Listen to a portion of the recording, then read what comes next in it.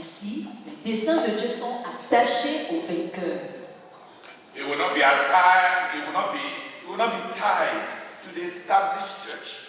Les desseins de Dieu ne vont pas dépendre de l'Église établie. CMFI is an established church. La CMCI, par exemple, est une Église établie.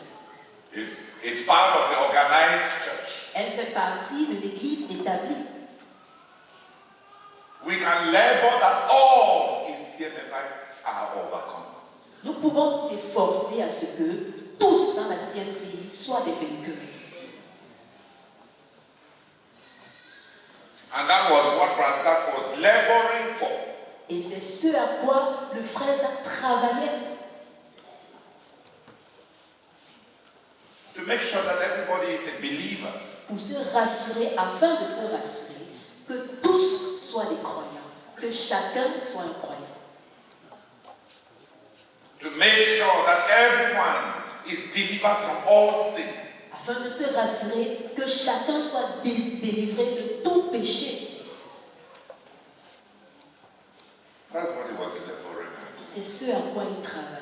That's what we are laboring on. Et c'est ce à quoi nous travaillons également. And that is what we are crying out to God for revival for. Et c'est ce pourquoi nous crions à Dieu pour le réveil. At the 13th night of the prayer and fasting crusade, Brother Theodore continued with the Overcomers Revival. He started by explaining that the Overcomers Revival is a revival that ends on a sad note. It ends on a sad note because the Lord spoke to the churches and they did not hear. So he said, "Let he that has ear hear what the Spirit says."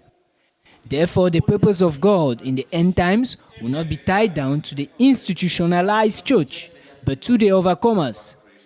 The leader commented at this point that 1 billion in our goal is not 1 billion people counted in gathering, but it is 1 billion true believers. He explained that this is why Brother Zach cried out to God for a revival of all in the Christian Missionary Fellowship International, so that the Christian Missionary Fellowship International can be not just a church, but a community of overcomers. Pursuing with the factors of revival in Revelation chapter 3, Brother Theodore emphasized once more that leaders ought to be angels. He reiterated that when the Lord wants to work in a church, he works through leaders. This means that leaders can be the biggest hindrance to God's work in the church. The leader continued by outlining some characteristics of an angel. He is a servant, a messenger, and particularly, he can't afford not to be under authority. Because what made an angel of light in heaven to become Satan was not adultery but self-love. And what is self-love? It is simply removing eyes from the throne. It is stopping to be under authority. Commenting further on this, Brother Theodore explained that delegated authority is the same as direct authority. Therefore, if you reject the teachings of the direct authority over you, expecting to have your own revelation, it is not God that will speak to you, but Satan, the leader Hamad, as he led the saints to pray that the Lord will grant leaders in our ministry to be angels.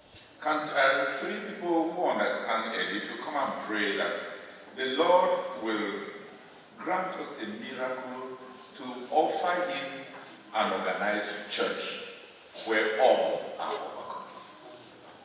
Est-ce que 3 personnes qui ont un peu compris peuvent-être crier à Dieu afin que Dieu nous offre un miracle d'une église établie dans laquelle tous sont des vainqueurs?